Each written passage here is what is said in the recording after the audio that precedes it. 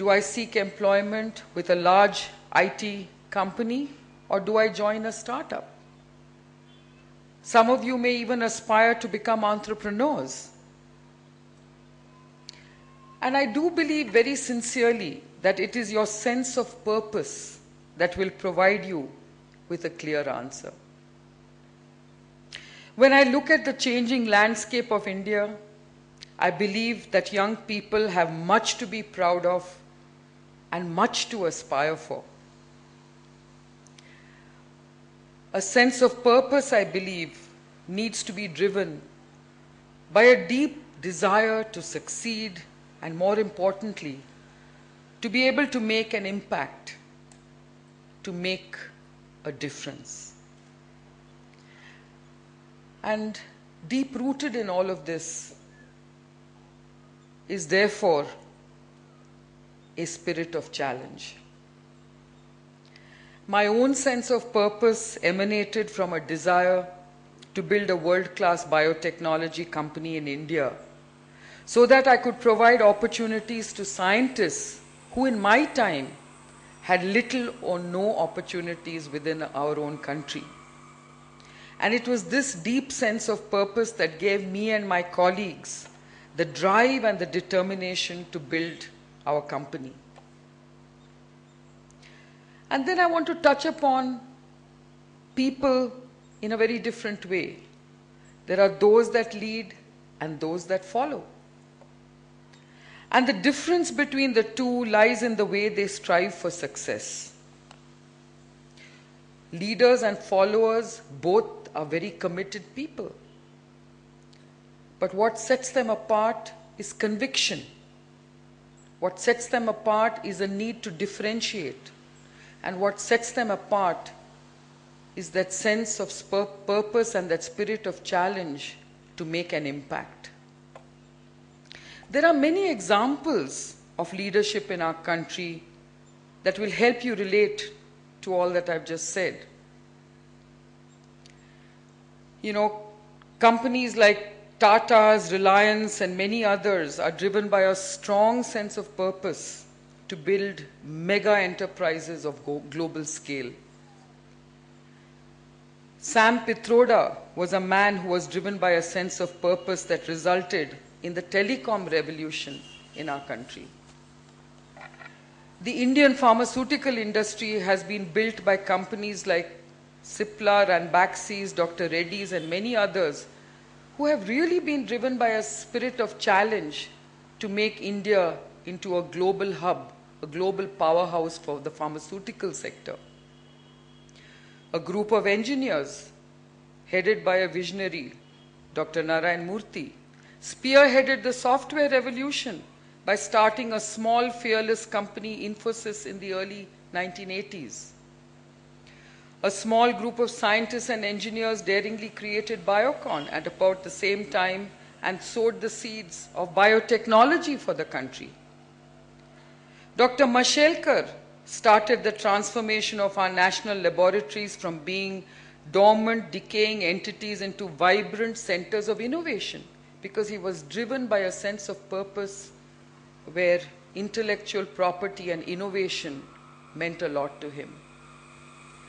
Doctors like Dr. Devi Shetty gave up their flourishing practices overseas and set up medical centers of excellence. Narayan Hrudalia is a testimony to that, driven by a passionate commitment to deliver affordable, quality health care in our country. The list is endless, but the underlying thread is one of daring and of people, many of whom are ordinary people who made an extraordinary difference to our country, all driven by this deep sense of purpose. You know, when I reflect on how I built my own company, I can't help but reflect in the way we dealt with the challenges of the time. In 1978, when Biocon was formed, India was an oppressive economy ruled by the license Raj. Bureaucracy was stifling, corruption was rife, and entrepreneurs like myself were seen to be foolish and unlikely to succeed. People who joined me in my adventurous journey were seen to be even more foolish, to give up lucrative career opportunities either overseas or in the secure environment of a government organization or a multinational company. We formed a young team of people, self-motivated scientists and engineers who were driven by a determination of creating a cutting-edge biotech company in India. So who were these people? Young people no different to yourselves. We were inexperienced and unprofessional, and yet we were full of confidence. What is it that motivated us to pursue our aspirations with frugal resources, primitive infrastructure, and a hostile business environment? I believe, and I sincerely believe, it was our sense of purpose to build a world-class biotechnology company in Bangalore against all odds, because we believed it was time for India to excel in this sector. It was time for India to have its position on the global stage in the technology sectors like IT and biotechnology. All of us were also driven by a spirit of challenge to pursue long-term goals rather than opt for short-term rewards. I think this is a message which I really want to very strongly articulate to all of you young people as you go ahead and start asking yourselves these questions as to what should I do next. Don't look for short-term rewards. Please go for challenging job opportunities, because it is the long term that builds sustainability for yourselves and for your careers. We also believed that the more the challenges, the more challenging the environment, the greater are the opportunities. Today we are a billion-dollar company at the cutting edge of biotechnology, but what people forget are the 2 decades of hard work and unflinching commitment that went into creating this value.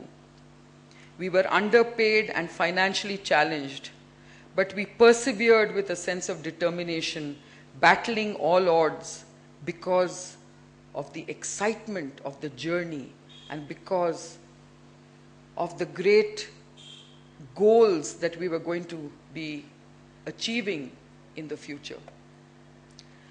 I therefore urge you to seek career opportunities that are daring and intellectually challenging, as it is such paths that will provide you with a deep sense of fulfillment.